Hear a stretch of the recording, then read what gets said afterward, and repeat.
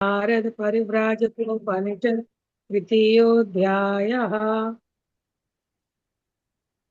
आहिताग्निः विरक्तः च देशान्तर्गतो यदि प्राजापत्येष्टिमप्यस्वेव निवृत्त्यैव अथ सन्न्यसेत् मनसा वात विद्युक्ता मन्त्राभृत्याथ वाजले श्रुति अनुष्ठान मार्गेण कर्मानुष्ठानम् एव वा समाप्य संस समाप्य सन्न्यसेत् विद्यान् नो चेत् पातित्यमाप्नुयात्। यदि अग्निहोत्र संपन्न करने वाला पुरुष किसी अन्य देश में गया हो और वहां उसे वैराग्य उत्पन्न हो जाए तो जल में प्राजापत्य इष्टि संपन्न करके संन्यास ग्रहण कर ले।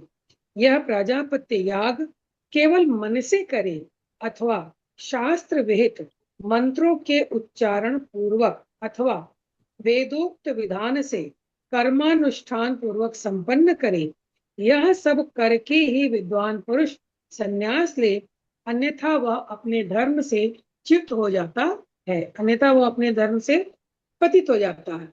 कहने का मतलब कर्मानुष्ठान पूर्वक ही संन्यास लेना है वेदोक्त विधि के अनुसार। यदा मनसि संजातं वैतृष्ण्यं सर्ववस्तुषु तदा संन्यासम् इच्छेता पतितः स्याद् विपर्यये विरक्तः प्रव्रजेत् धीमान् सरक्तस्थो गृहे वसेत् सरक्तस्थो गृहे वसेत् स रागो नरकं याति प्रव्रजन्ने द्विजाधमा। जब मन में सभी पदार्थों के प्रति वितृष्णा उत्पन्न हो जाए, वैराग्य उत्पन्न हो जाए, तभी संन्यास ग्रहण करने की इच्छा करनी चाहिए। इससे विपरीत आचरण से मनुष्य पतित हो जाता है। जिसके मन में संपूर्ण वैराग्य हो उसी बुद्धिमान पुरुष को संन्यास लेकर प्रव्रज्य करनी चाहिए और रागवान को घर में ही रहना चाहिए।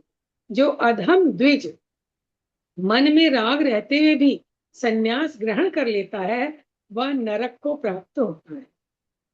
यस्येतानि सुगुप्तानि जिह्वा उपस्थ उदरं करः सन्न्यसेदकृतोद्बाहो ब्राह्मणो ब्रह्मचर्यवान् संसारम् एव निस्सारं दृष्ट्वा सारदिदृक्षया प्रव्रजन्ति कृतोद्वाहा परं वैराग्यम् आश्रिताः प्रवृत्तिलक्षणं कर्म ज्ञानं संन्यासलक्षणं तस्मात् ज्ञानं पुरस्कृत्य सन्न्यसेदेय बुद्धिमान्।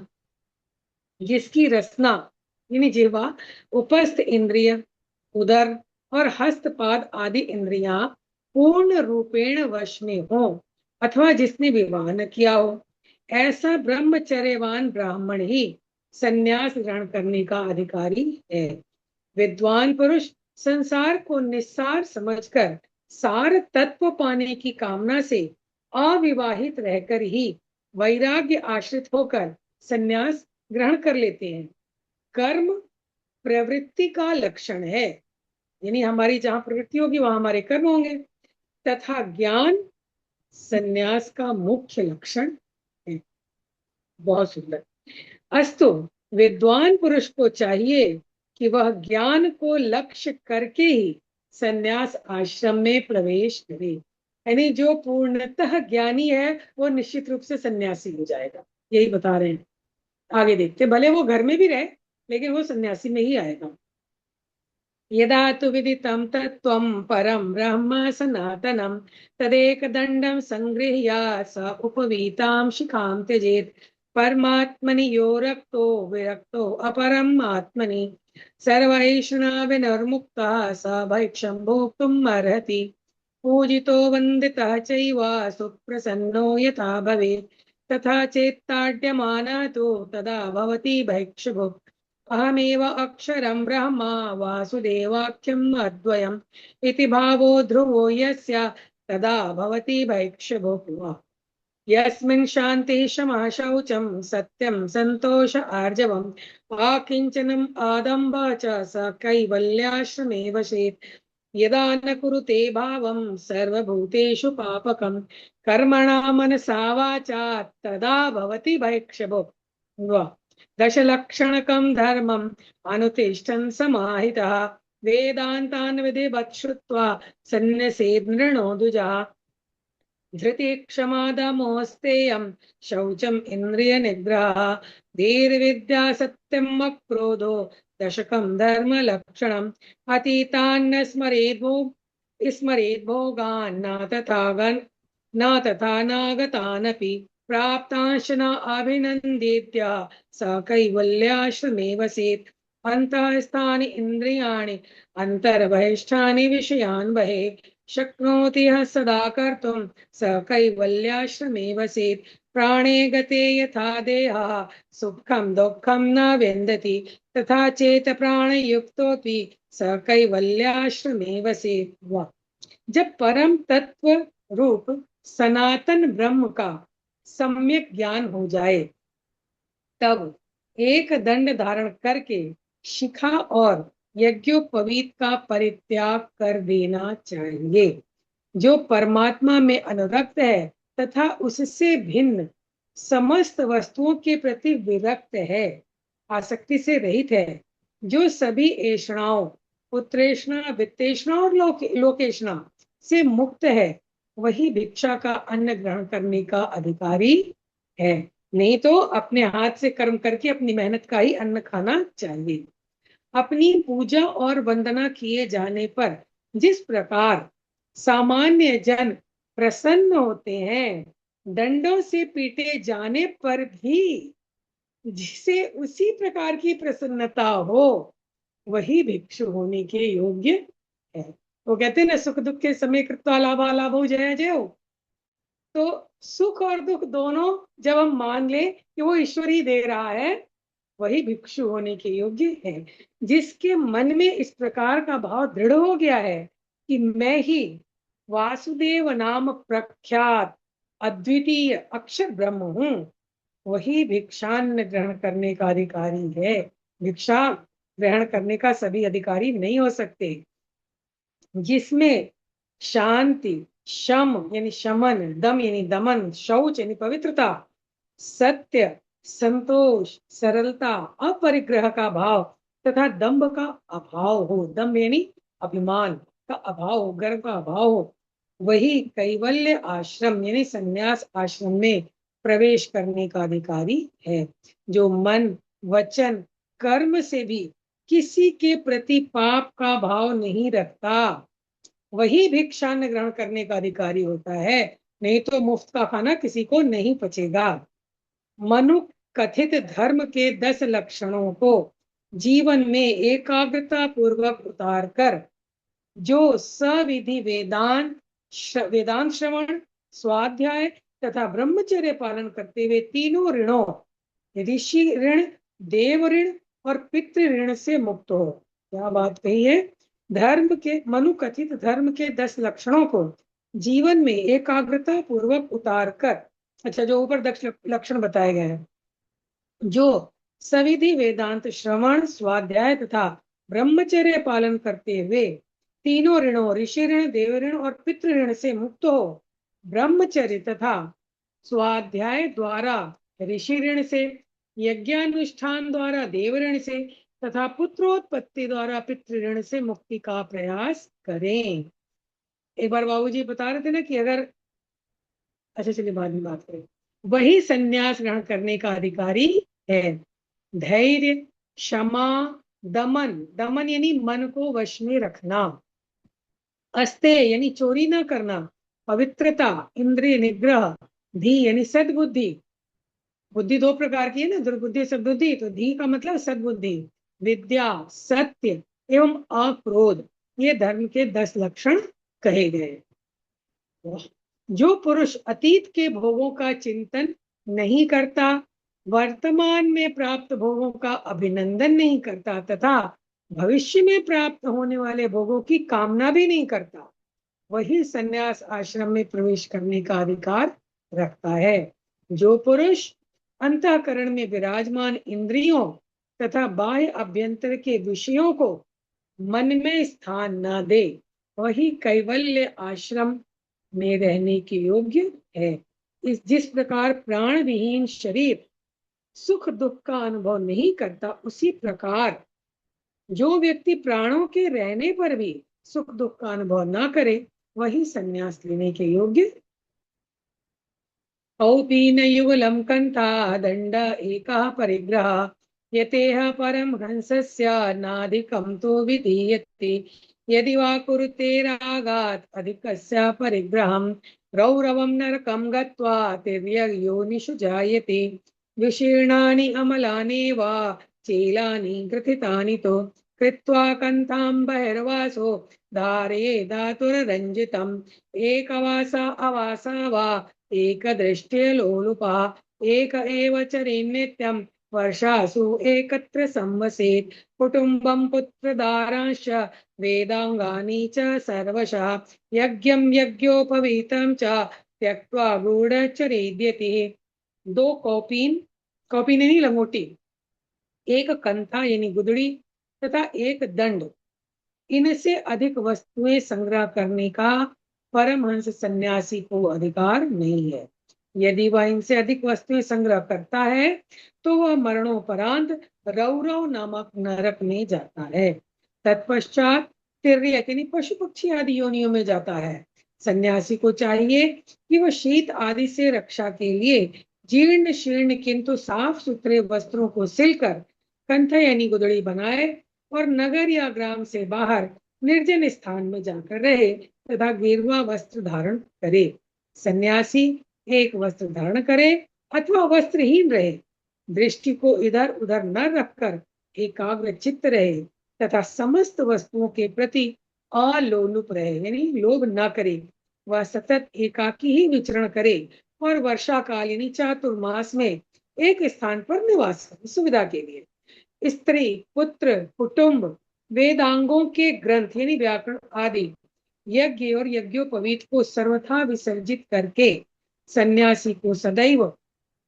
अपने को गूढ़ बनाकर यानी अपना विज्ञापन किए बिना विचरण करना चाहिए काम क्रोध तथा दर्प लोभ मोहादयश्च ये तांस्तु दोषान् परित्यज्य परिव्राणिर्निर्ममो भवेत् रागद्वेषवियुक्तात्मा समलोष्टाश्म काञ्चनः प्राणहिंसा निवृत्तश्च मुनिः स्यात् सर्वनिस्पृहः दम्भाहंकार निर्मुक्तो हिंसा पैशून्यवर्जितः आत्मज्ञानगुणोपेतो यतिर्मोक्षम् अवाप्नुयात् इन्द्रियाणां प्रसंगेन दोष दोषमृच्छति असंशयः संनियम्य तु तान्येव ततः सिद्धिं निगच्छति न जातु कामः कामानाम् उपभोगेन शाम्यति हविषः कृष्णवर्त्मेव भूय एव अभिवर्धते श्रुत्वा स्पृष्ट्वा च भुक्त्वा च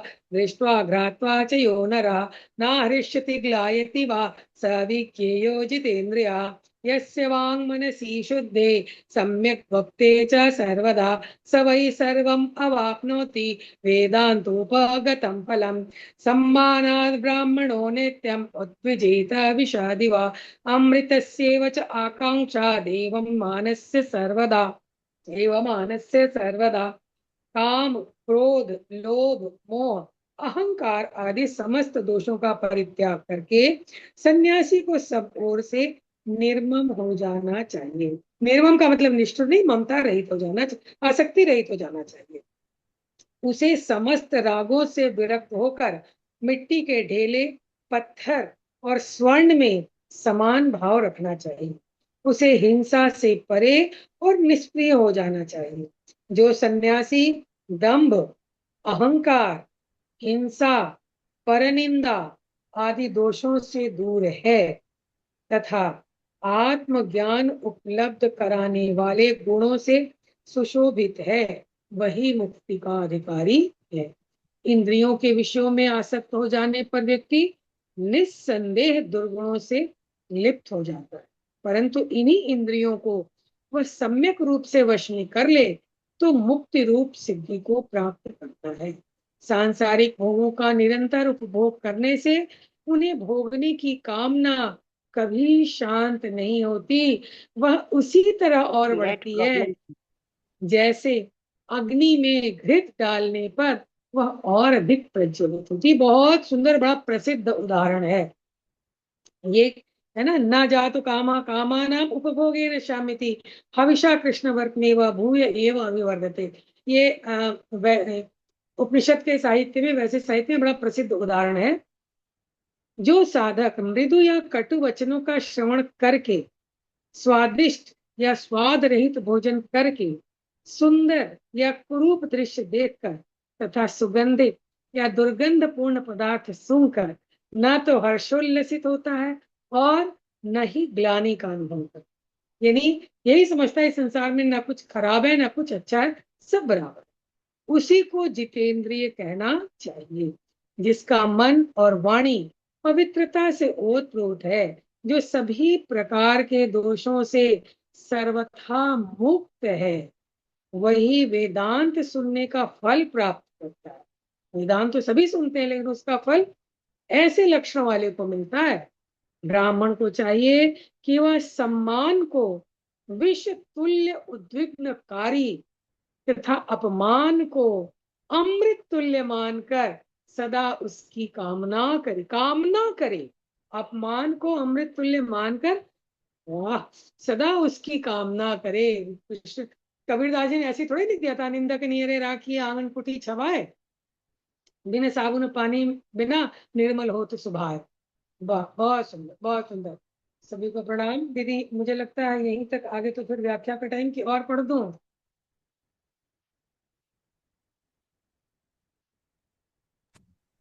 दीदी दीदी हेलो। कितने श्लोक तक हो गया ये? मेरा ध्यान ये वहाँ। हो गया 40 तक हो गया। 40 तक हो गया। और ये श्लोक हैं कितने? बहुत सारे हैं, तो 80 से ज्यादा है। ओह, हम्म, ये तो बहुत ही ये बड़ा भी है। बहुत ज्यादा है। हाँ, बहुत ज्यादा है। 89, जी। 92 तक है। हाँ, 30। तो वो ये 50 पढ़ दूं आगे? एक और ले लीजिए, ताकि 50 और हम्म, 50 आ गए। ये ले लीजिए 50। ये 53 तक एक साथ इसको ले लेती हूँ, ठीक है। हाँ। सुखम ही अवमतः शेते सुखम च प्रतिबुध्यते सुखम चरति लोकेऽस्मिन् नवमन्ता विनश्यति अतिवादांसि तिच्छेत न अवमन्येत कंचन न चैमं देहम् आश्रित्य वैरं कुर्वीत केनचित् क्रुध्यन्तं न प्रतिक्रुध्येत् आकृष्टः कुशलं भवेत् सप्तद्वारवकीर्णां च न वाचम् अनृतां वदेत्। वाह, बहुत सुंदर। अध्यात्मरति रासीनो निरपेक्षो निराशिषा आत्मना एव सहायेन सुखार्थी विचरेदिह इन्द्रियाणां निरोधेन रागद्वेषक्षयेण च अहिंसया च भूतानाम् अमृतत्वाय कल्पते अस्ते स्थूणं स्नायुबद्धं मांसशोणितलेपितं चर्मावबद्धं दुर्गन्धे पूर्णमुत्रपुरीशयोः जराशोकसमाविष्टं रोगायतनं आतुरं रजस्वलम् अनित्यं च भूतौ वासम् इमं त्यजेत्। मांसाश्रिक्य पूयवेण्मूत्र स्नायुमज्जास्थि संगतौ देहे चेत प्रीतिमान मूढ़ो भविता नरकेऽपि सः सा कालपुत्र पदवी सा महावीची वागुरा सासि पत्रवन श्रेणीया देहे अमिति स्थिते सा त्याज्या सर्वयत्नेन सर्वनाशे अपि उपस्थिते स्पृष्टव्यासान भव्येन सश्वमांसेव पुल्कसि प्रियेषु स्वेषु सुकृतं अप्रियेषु च दुष्कृतं विसृज्य ध्यानयोगेन ब्रह्माप्येति सनातनम् अनेन विधिना सर्वांस्त्यक्त्वा सङ्गां शनैः शनैः सर्वद्वन्द्वैर्विनिर्मुक्तो ब्रह्मणि एवावतिष्ठते एक एव चरे नित्यं सिद्ध्यर्थम् असहायका सिद्धिं मे कस्य पश्यन्नि न जाति न ईयते। हम लोग तो किसी लायक नहीं है।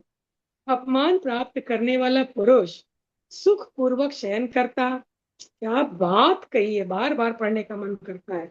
अपमान प्राप्त करने वाला पुरुष सुख पूर्वक शयन करता है, सुख पूर्वक जागता और इस संसार में सुखी होकर विचरता है। ये स्थिति कितनी कठिन है, लेकिन कितनी सरलता से लिखी गई है। परंतु किसी का अपमान करने वाला व्यक्ति अपने आप ही विनष्ट हो जाता है। दूसरों के कठोर वचनों को सहन करने का अभ्यास करे, किसी का भी अनादर न करे तथा इस नाशवान शरीर के लिए किसी से वैर न करे। बहुत बढ़िया शिक्षा है। जो अपने ऊपर क्रोध करे उसके ऊपर क्रोधित ना हो, यदि कोई अपशब्द कहे तो उसके प्रति भी मधुर वचन कहे। सप्त द्वारों, दो आंख, दो कान, दो नासिका छिद्र और एक मुख से संबद्ध जिह्वा को कभी अनृत भाषण यानी झूठ बोलने के लिए प्रयुक्त न करे। सुख प्राप्ति की इच्छा वाले को चाहिए कि वह आध्यात्मिक विषयों में मन को संलग्न करके स्थिर भाव से बैठे, किसी से कुछ अपेक्षा न रखे, मन से समस्त कामनाओं को निष्कासित कर दे और अपने आप अपनी सहायता करते हुए इस संसार में एकाकी ही विचरता रहे। कितनी बड़ी बात कही गई है। एकाकी विचरता रहे ठीक है, लेकिन अपने आप अपनी सहायता करे, यानी अपने को इतना समर्थ रखे कि किसी की सहायता की आवश्यकता न पड़े, न तो हेल्थ के लिए ना वेल्थ के लिए। इंद्रियों को नियंत्रण में रखे, राग द्वेष को समाप्त कर दे एवं किसी की भी हिंसा न करे। ऐसा करने से मनुष्य मुक्ति को प्राप्त करता है। यह काया रोगों का आगार है, यानी भंडागार है, जिसमें अस्थि रूपी स्तंभ लगे हैं, हड्डियां लगी हुई हैं। और लोग शुद्धि, अरे आज भगवान जी की पूजा करनी तो सारा किचन धो रहे हैं, अरे हड्डी तो अपने अंदर, हड्डी मांस मज्जा सब रखी हुई है। ऐसा करने से मनुष्य अस्थि रूप स्तंभ लगे हैं, जिसमें स्नायुओं का जाल डोरियों के रूप में पूरित है, जिस पर रक्त और मांस का लेपन है, प्लास्टर है, तथा जिसे चर्म से मानो मढ़ दिया गया है। यह सदैव मलमूत्र से पूरित रहता है, जिसमें दुर्गंध भरी है। इस शरीर में जरावस्था यानी वृद्धावस्था और रोगों के कारण निरंतर संताप और आतुरता रहती है। यानी शरीर, भौतिक शरीर तो खराब ही है, मन से भी खराब हो जाता है। रज और वीर से उत्पन्न होने के कारण यह शरीर रजस्वल है, यानी रजोगुण प्रधान अथवा धूली से भरा, विकारों से भरा हुआ है। यह शरीर अनित्य है, अर्थात किस दिन इसका अवसान हो जाएगा ये पता भी नहीं है, क्षण भंगुर है। पंच महाभूत पृथ्वी, अग्नि, वायु, जल और आकाश सदैव डेरा डाले रहते हैं, अतः इसे त्याग देना चाहिए। अर्थात त्याग देना मतलब सुसाइड नहीं कर लेना चाहिए, इसके प्रति मोह को त्याग देना चाहिए।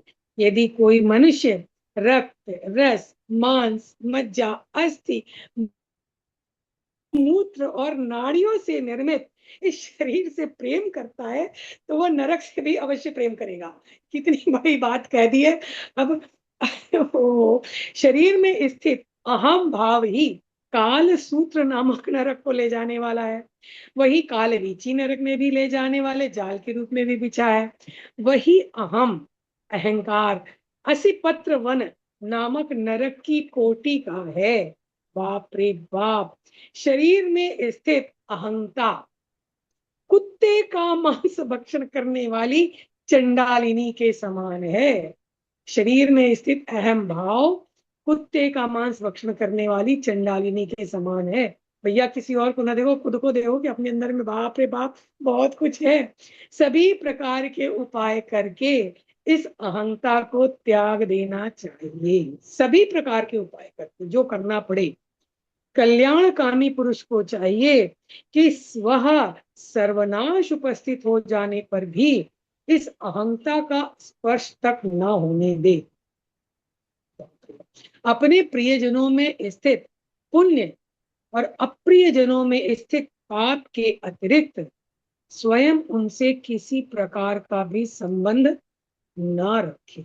अपने प्रियजनों में स्थित पुण्य और अप्रियजनों में स्थित दुष्कृत यानी पाप के अतिरिक्त स्वयं उनसे किसी प्रकार का भी संबंध न रखे। ऐसा करने वाला साधक ध्यान योग के द्वारा सनातन पुरुष ब्रह्म की प्राप्ति करता है। इस तरह समस्त विषयों से धीरे धीरे आसक्ति का परित्याग करके सन्यासी समस्त द्वंद्वों से मुक्त होकर पर ब्रह्म परमेश्वर में स्थित हो जाता है। सिद्धि के इच्छुक साधक को चाहिए कि वो असहायक बनकर सतत एकाकी ही विचरण करे। सन्यासी किसी की सिद्धि को देखकर अपनी साधना नहीं छोड़ता और वह सिद्धि से वंचित भी नहीं होता। प्रणाम सभी को। जय गुरुदेव। जय गुरु। दीदी आपने कितने आनंद के साथ पढ़ा, सुन करके लगा कि जी। दीदी ये जो पंक्ति आई है कि अपने प्रियजनों में स्थित पुण्य और अप्रियजनों में स्थित दुष्कृत्यों पाप के अतिरिक्त स्वयं उनसे किसी प्रकार भी संबंध ना रखे, तो यानी मतलब हमें द्वेष का संबंध नहीं रखना है, मोह का संबंध नहीं रखना है। यदि हमें कुछ प्रिय लग रहा है तो हम समझे हमारा पुण्य होगा, और अगर हमें कोई भी अप्रिय लग रहा है तो समझे कि हमारा कोई पाप होगा। बस इस प्रकार से उसको धारण कर लें अपने मन में और अपने साधना में लगे रहें। तो इस प्रकार से बड़ा ही समझ में सुंदर, आया दीदी। बहुत ही सुंदर विवेचन कर दिया आपने, बहुत खूबसूरत। इस सेंटेंस पे मैं भी रुकी थी कि क्या अर्थ बताना चाह रहे हैं ये, कि वो हमारा पुण्य पैदा हुआ। अब कोई संतान है को कष्ट देती है तो हमारा पाप जो है इस रूप में हमारे सामने आया है, और अगर कोई संतान सुख देती है तो मेरा पुण्य जो है इस रूप में हमारे सामने आया है। बहुत ही अच्छा। और इससे अतिरिक्त हमें कोई संबंध नहीं रखना, किसी से और कोई इससे जुड़ाव इससे नहीं। रिलेटेड शुरू में जो शुरू हुआ है ना, इसका डिस्क्रिप्शन इससे रिलेट कर सकते हैं। जी। जो हमें अपमान करेगा उसके प्रति तो यही होगा ना, वो अप्रिय लगेगा। हाँ। शुरू में आया ना, अपमान प्राप्त करने वाला पुरुष सुखपूर्वक शयन करता है, हाँ। सुखपूर्वक जागता और इस संसार में सुखी होकर विचरता है। परंतु किसी का अपमान करने वाला व्यक्ति अपने आप ही विनष्ट हो जाता है। तो दूसरे के कठोर वचनों को हम सहन करने का अभ्यास करें, किसी का अनादर ना करें। अगर हमारे मन में द्वेष आ गया तो हम अनादर कर देंगे, और नाशवान शरीर के लिए किसी से वैर ना करें। तो वो पाप और पुण्य का जो संबंध हमारे मन में रहेगा तो वो हमारे पर सेंटर्ड रहेगा कि हमने पाप किया या हमने पुण्य किया तो हमें ये प्राप्त हो रहा है। तो हम्म। हम अपमान करने वालों के प्रति भी मधुर वचन ही बोलें।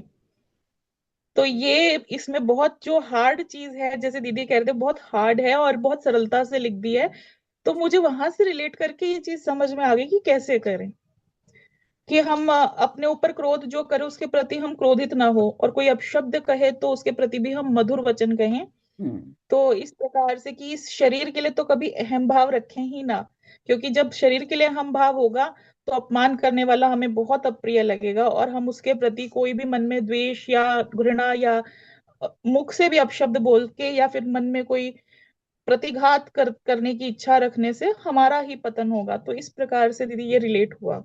प्रणाम सभी को दीदी, जय गुरुदेव। नहीं, बोलिए बोलिए बेटा, आप बोलिए, सब बताइए, बहुत अच्छा लग रहा है, अच्छे से समझ में बोलिए आ रहा शैली, और भी बोलिए। जी जी है। दीदी। यहाँ पे क्योंकि ये सबसे हमारे जो जीवन में ना ये सबसे कठिन क्षण होता है, जब हम करते कुछ अच्छा है और हमें मिलती क्रिटिसिज्म है। चाहे हम छोटे छोटे ही मतलब के अपने लाइफ के इंसिडेंट्स को देखें, तो हमारे मन में क्या होता है कि जब हमारे सामने कोई शक्तिशाली व्यक्ति है तो हम बोल नहीं पाते हैं, तो हम चुगली चर्चा में चले जाते हैं, निंदा में चले जाते हैं। और अगर हमारे सामने कोई हमें कमजोर लग रहा है तो हम उसके ऊपर बरस पड़ते हैं, उसको दबाना चाहते हैं। तो ये जो दोनों प्रवृत्तियां हैं ये हमको अहम भाव में रखती हैं। तो ये कहा है कि शरीर में सदा ये मलमूत्र से पूरित है, इसमें दुर्गंध भरी है।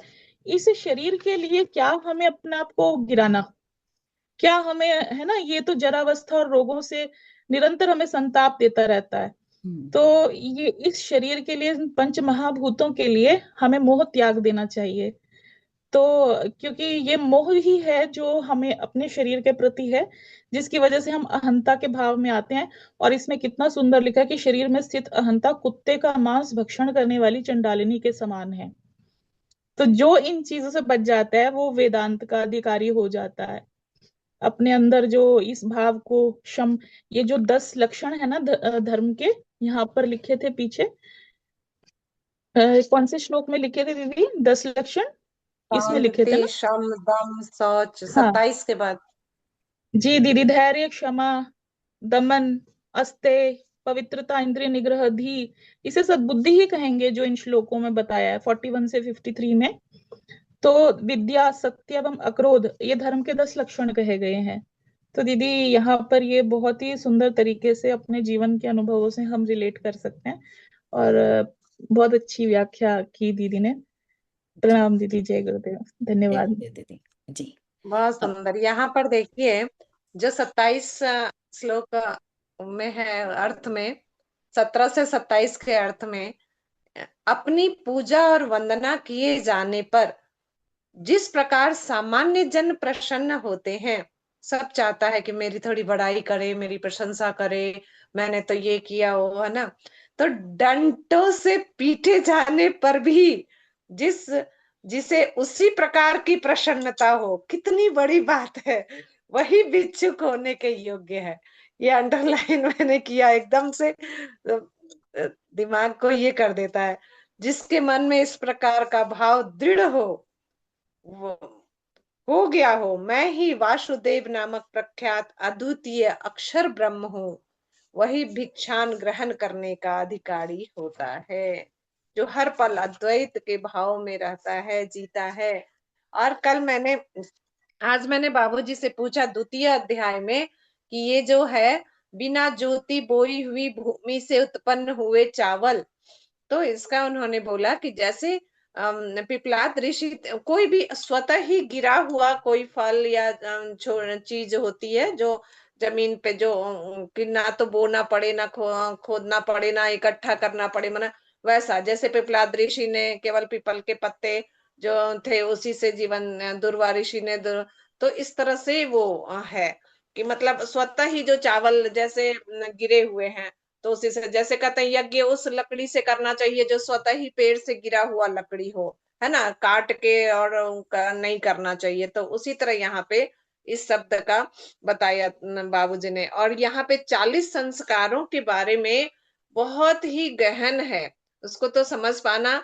तो उसमें बता रहे थे कि 7 जो जन तप महासत्यम है, जो भू से शुरू होता है, 7 लोक हमारे, वो 5 कोष में अलग अलग होते हैं, और वो सब मिला के 40 है। कैसे मतलब रेट कर उसको, बहुत कम समय था, फिर मैं कल इसको और करूंगी, गहराई से उनसे पूछूंगी। बहुत ही ये सुंदर है। और आज जो हम लोगों ने पढ़ा तो एकदम ही दिमाग को हिलाने वाली चीज थी दीदी।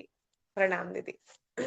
और भी कोई बहनें यदि बोले अपनी बात, जो भी समझ में आया या नहीं समझ आया तो जरूर बोले। जी किरण दीदी, आपसे सुने। जी जी, आप बोलिए और बोलिए। अब हमें से जो हाँ हर्षा दीदी का अनम्यूट है, हर्षा दीदी। हाँ, ग्रुप में ही आया था मनन चिंतन करके, और उसमें बताया था मान और अपमान का, तो मैंने सेव करके रखा था क्योंकि बहुत अच्छा था। अपमान होता है अमृत, मान होता है जहर।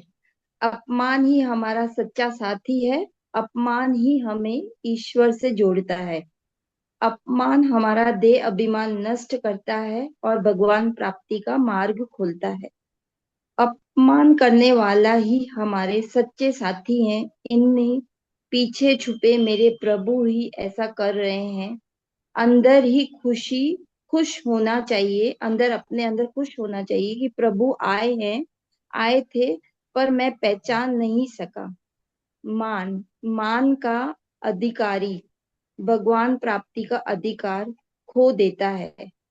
मान दे अभिमान को पुष्ट करता है। यदि गलती से भी मान हो रहा है तो अपने प्रभु से तुरंत बात करनी चाहिए। हे प्रभु, कौन सी गलती हो गई है मुझसे कि जिसके बदले में आप जहर दे रहे हो। मन ही मन रोना आना चाहिए। अपमान ही मेरा अमृत है, भगवान प्राप्ति का आधार है। शरीर, परिवार, संसार तीनों को नष्ट करने में अपमान का बहुत बड़ा योगदान रहता है। माया सीधे नहीं आती, अन्यथा साधक भगवत बगावत कर देगा। इसीलिए वह रूप बदलकर आती है, सेवा और मान के रूप में। हरिओम। ये ग्रुप में आया था तो सेव करके रखा था। जी दीदी। जी, प्रेमलता दीदी बोलिए। जी दीदी, सभी को प्रणाम। इसमें कहा गया है 12 से 13 श्लोक में कि जब हमें सभी पदार्थों के प्रति वैराग्य हो जाए, जब आसक्ति खत्म हो जाए हमारी, तभी हमें ये संन्यास लेनी चाहिए। नहीं तो प्रतिष्ठा में प्राण गंवाना होता है। जैसे हम परिवार निर्माण की पुस्तक में पढ़ चुके हैं कि गुरुदेव बोले हैं कि जब जब कोई व्यक्ति ना दिखावे में आके ले लेता है संन्यास, और उसके मन में तो आसक्ति बनी रहती है, चाहे इंद्रियों के प्रति या विषयों के प्रति और परिवार के प्रति, तो वो व्यक्ति जा करके संन्यास में ले करके और वो और ज्यादा पतित होता चला जाता है, क्योंकि वहां पर तो उसके मन में तो चल नाचता रहता है वो सब, और वो जाके संन्यास ले लेता है। इसलिए कभी संन्यास ऐसे में अवस्था में नहीं लेनी चाहिए। जब तक हमें पूर्ण रूप से वैराग्य ना हो जाए तब तक संन्यास नहीं लेनी चाहिए। और इसमें भी बताया गया है 33 से 40 में, कि जब तक इंद्रियों के विषय में आसक्ति रहती है तो क्या होता है, लोग दोष दुर्गुण में, तभी तो हम इंद्रियों में हमारी लिप्सा रहती है, तभी तो आसक्ति रहती है, तभी तो हम गलत काम करते हैं उसको पूरा करने के लिए, उसकी इंद्रियों की पूर्ति करने के लिए। तो इसलिए हम जब तक उसको बस में ना कर ले, और कोई साधक जब तक उसको बस में नहीं कर सकता तब तक उसे पूर्ण सिद्धि प्राप्त नहीं, वो सच्चा साधक नहीं कहला सकता है। उसे पूर्ण रूप से इस इंद्रियों पर ये लगाम लगानी होगी, उसको अपने वश में करना होगा, नहीं तो फिर वो गलत रास्ते पे चला जाएगा। इसलिए, और फिर ये कोई गलत बात बोल दिया, कोई अच्छा बोला, कोई गलत बोला, कोई क्रोध कर लिया, तो वहां पर हम अपना आपा खो बैठते हैं। तो इससे इससे पहले हमें अपने इंद्रियों पर को बस में रखना चाहिए, इंद्रियों पर नियंत्रण रखना चाहिए।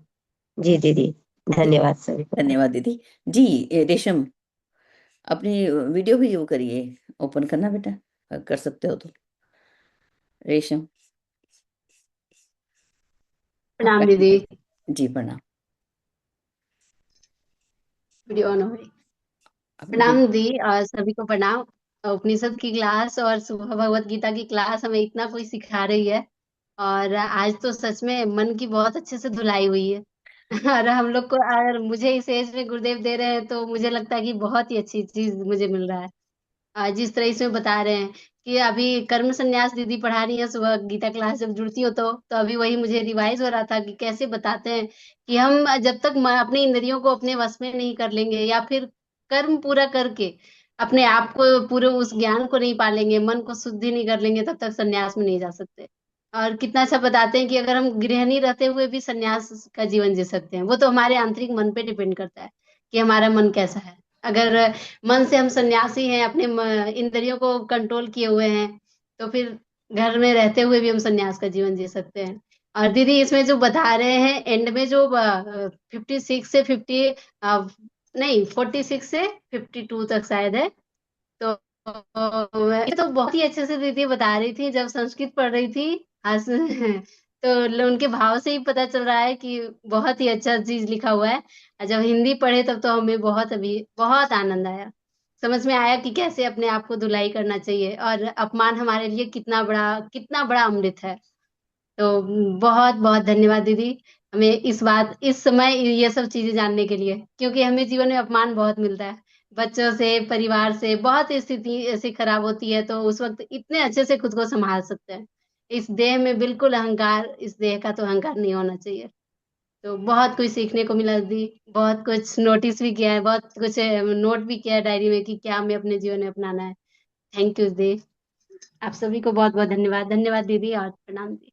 बहुत बहुत धन्यवाद दीदी। जी बहुत बहुत धन्यवाद। जी और भी कोई कुछ कहना चाहते हैं तो बोलिए, देखिए फ्लो ना तोड़िए, हाँ सीधा चलते जाए। ओके, पूजा दीदी है हमारे साथ, पूजा दीदी आइए। रमन दीदी, पूजा दीदी बोलिए, एक एक लाइन ही सही चलेगा। हाँ बोलिए, हैंड रेज हुआ किसी का, खोलिए अपने आप को। हाँ, हाँ प्रणाम अमिता दीदी। दीदी, हाँ इसमें इसमें लिखा हुआ है, तथा इससे भिन्न समस्त वस्तुओं के प्रति विरक्त है, जो सभी ऐषणाओं, पुत्रेषणा, वित्तेषणा और लोकेषणा से मुक्त है, वही भिक्षा का अन्न ग्रहण करने का अधिकारी। तो इसका मतलब कि जो गरीब लोग हैं उन लोग को देना उचित है या नहीं, इसका हमको कुछ समझ में नहीं आया। जो भिक्षा मांगते हैं जी उनमें तो दीदी, सब रहता है। जी दीदी, उनके लिए जी शैली दीदी आंसर दीजिए। यहाँ ये बात ही नहीं हो रही है। हाँ, आंसर सैली शैली दीदी देंगी। आंसर, शैली को आगे करते हैं। दीदी जी शैली, नहीं, किशोरी दीदी आप बताइए ना, दीदी बोलने हाँ लगे हाँ हैं। दीदी आप बताइए, फिर मैं बाद में हाँ, ऐड कर दूंगी अगर कुछ चलिए बताइए। चलिए यहाँ ठीक। पे ये कहा जा रहा है, जो सन्यासी होते हैं ना दीदी, तो सन्यासी शुद्ध होता है। वो भिक्षा जो मांगता है, वो तो अपना पेट पालन, मतलब वो स्वार्थी होता है। उसको आप सन्यासी नहीं कह सकते। सन्यासी और एक भिक्षा मांगने वाला में बहुत अंतर है। तो यहाँ पे कह रहे हैं, जो मैं जो बोल रही पुत्र हूँ, की जो हो। दीदी एक हाँ बार दीदी। जो अमिता अमिता दीदी ने पूछा ना वो उनकी बात इसी से रिलेटेड है लेकिन अलग है। वो ये पूछ रही हैं कि वो तो अधिकारी नहीं है, जो अब मेहनत नहीं कर रहा है, मेहनत का अन्न जिसके पास नहीं है, और वो ऐसी मांग के खाने का अधिकारी नहीं है, लेकिन हम लोग जो ऐसे लोगों को दान करते हैं तो क्या वो हमारा दान सही है, वो ये पूछ रही हैं। तो देखिए, एक श्लोक है ना, जिसका अर्थ है कि कुपात्र को अपात्र को दिया गया दान और बिल्कुल व्यर्थ होता है। वो आपका दान कभी पुण्य की श्रेणी में नहीं जाएगा। मान लीजिए रोड पर स्टेशन पे इधर उधर लोग भीख मांग रहे हैं, अगर आपने दान उसको दिया ये सोच के और ये गरीब मैंने दे दिया, तो आपने तो उसकी गरीबी को और बढ़ा दिया ना, उसके उस मानसिकता को और बढ़ा दिया कि चल मैं तो बिना मेहनत के ही खा लूंगा, मैं या खा लूंगी। एक छोटा सा बच्चा लेके कोई गरीब सी औरत खड़ी रहेगी, मुझे दे दो, गाड़ी चलती रहेगी, बीच में अगर कहीं गाड़ी रुकी तो खिड़की का वो खटखटा के, शीशा खटखटा के मांगना शुरू करते हैं, बच्चे आ जाते हैं मांगने के लिए। तो हम तो उन्हें और प्रवोक करें, हम तो उन्हें और कह रहे हैं ना कि लो तुम और इसी तरह मांग के खाओ। तो ये तो एक तरह से हम पाप करते हैं ना। तो कुपात्र को भी दान देना पाप के ही अंतर्गत आता है, ये नहीं देना चाहिए। या वो दान व्यर्थ है, जैसे समुद्र में वृष्टि व्यर्थ है ना। समर्थ को दिया गया दान भी व्यर्थ होता है। वो उसके हाथ पैर समर्थ है, वो मेहनत करे और खाए। हाँ, ध्यान, अगर आप दे सकते हो तो ज्ञान दान दो कि तुम मेहनत करो, अपने हाथ पांव का इस्तेमाल करो और खाओ पियो। ये जहां तक मेरा ख्याल था। दीदी प्रणाम सभी। जी दीदी प्रणाम, बहुत सही है आपने कहा। अच्छा, यही तो यही है दान का, तो यही हाँ लगता है। सही है। हमारे दुकान पर लोग आते हैं, ऐसे ऐसे छोटे छोटे बच्चे बहुत आते हैं, हम कहते हैं कि आओ आओ कर्म योग में शामिल हो जाओ, सब कुछ मिलेगा। ऐसे घूमते रहोगे तो कुछ नहीं फायदा होगा, आपको यहाँ रहोगे तो सब कुछ मिलेगा भी। तुमको जो किसी से मांगना भी नहीं पड़ेगा, और अच्छे खासे से जियोगे खाओ। जी दीदी, इसी पर आ गया मेरी बात। प्रणाम सभी को। और भी कोई है कुछ पूछना, कुछ बताना, कोई कहना चाहते हैं तो बोलिए। कुछ मैं, प्रणाम दीदी सभी को, आपको जी, भी प्रणाम। मैं कुछ दो शब्द बोलना चाहती हूँ बिल्कुल दीदी, बिल्कुल।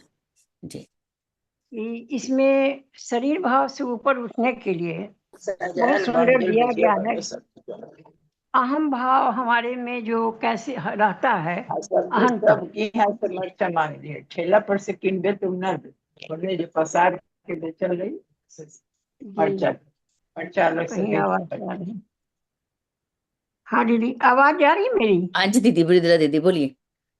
हाँ, तो बोल रहे थे कि अहम भाव से ऊपर उठने के लिए हमारा जो शरीर भाव में हम रहते हैं, कि हम शरीर हैं, अपना अलग अस्तित्व, अपनी अलग आइडेंटिटी बना लेते हैं कि मेरा नाम ये, मेरा ये वो।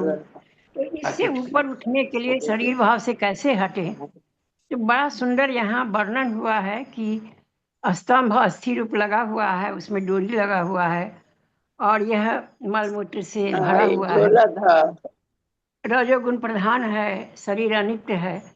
तो ये सब जब जैसे रक्त, रस, मज्जा, मांस, अस्थि, ये सब से शरीर अंदर भरा हुआ है, ऊपर से चर्म से ये ढका हुआ है। तो ये हम तो शरीर भाव से हमारा इस हटेंगे और हम इससे थोड़ा ऊपर उठेंगे।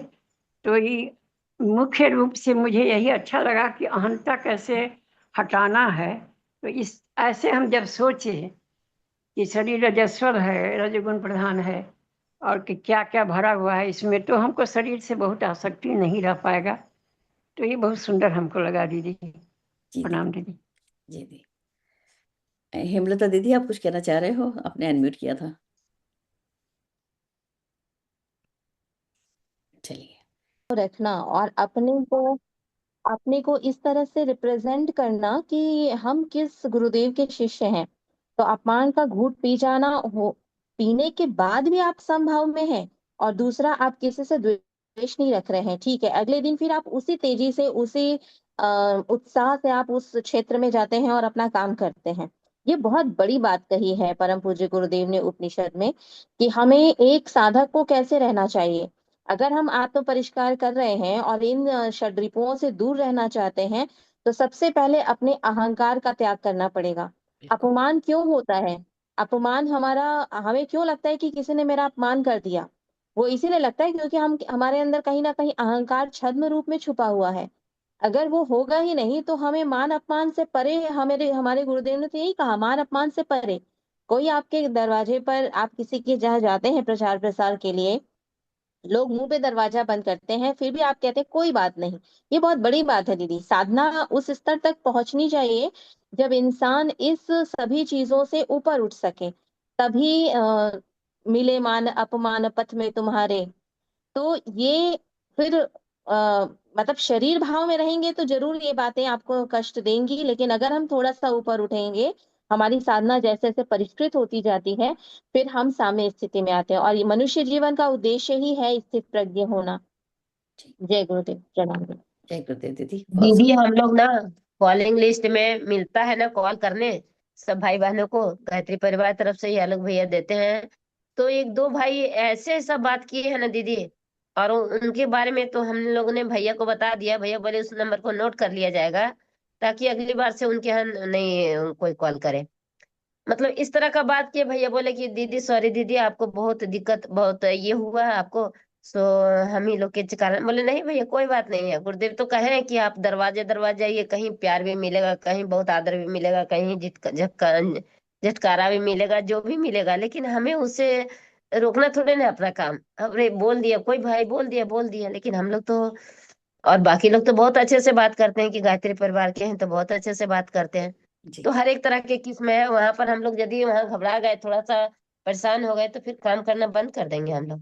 जी दीदी धन्यवाद। जी पंडित जी। रानी रॉय दीदी का हैंड रेज है। दीदी हाँ जी बोलिए। दीदी हमको तो उतना बोलने नहीं आता है। कोई बात नहीं। प्रणाम सभी दीदी को। आपका हमसे बहुत उत्तर मिल जाता है, हमको बहुत अच्छा भी लगता है।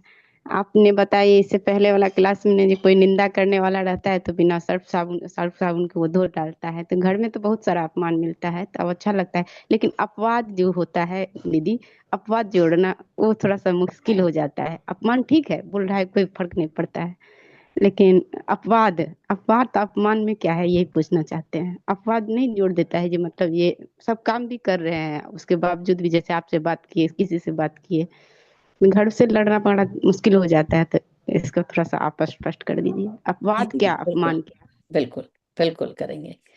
और भी कोई कुछ कहना चाहता है तो बोलिए, फिर उसके बाद हम 2 मिनट में बात रखेंगे। जी चलिए। जी दीदी अब देखिए, जी अब दीदी हरिओम, जी प्रणाम दीदी। दीदी।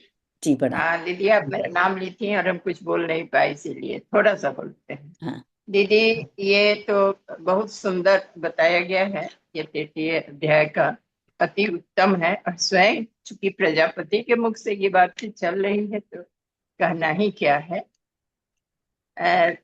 वो सारी प्रक्रिया तो काफी दिनों से हम लोग पढ़ते भी आ रहे हैं, इसमें और भी ज्यादा स्पष्ट किया गया है कई बार स्थिति प्राप्त करने का, संन्यास स्थिति प्राप्त करने का। लेकिन सर्वाधिक सुंदर जो लगा वो लास्ट वाला जो दीदी ने पढ़ा है, वो हमें लगा अचानक से कि ये हम सबके लिए जीवन जीने की कला को सिखा दिया गया है। जी और अचानक से हमें लगा कि ये प्रतिदिन इतना रोज पाठ करना है, हमें पढ़ना है कि इसमें हमने कितना प्राप्त किया है, कितनी कक्षा को हमने उत्तीर्ण कर लिया और कितना अभी बचा हुआ है। जी अपने को प्रतिदिन वाच करने का। और शैली दीदी ने जो वो पढ़ा वो भी हमें बहुत सुंदर लगा। हमें लगता है जो अगर दीदी कहीं से वो पैरा यहाँ डाल दें तो हम लोग के पास भी वो उपलब्ध हो जाए, तो उसे भी अगर प्रतिदिन पढ़ा जाए तो बहुत कुछ पाया जा सकता है। तो इसमें यही हमें करना है कि इसका हमें फोटो खींचकर प्रतिदिन इतना ही को रटना है। हमें अपने जीवनचर्या का रूटीन जो बनाना है सुबह से शाम तक का, इसको यदि हम कुछ दिन तक लगातार प्रयोग में लाते हैं तो बहुत कुछ प्राप्त कर सकते हैं। जी जी दीदी जी प्रणाम। जी प्रणाम दीदी। हाँ जी दीदी, तो हो गया सब कुछ, और समय भी ऑलमोस्ट हो चुका है, 1 मिनट है तो रिकॉर्ड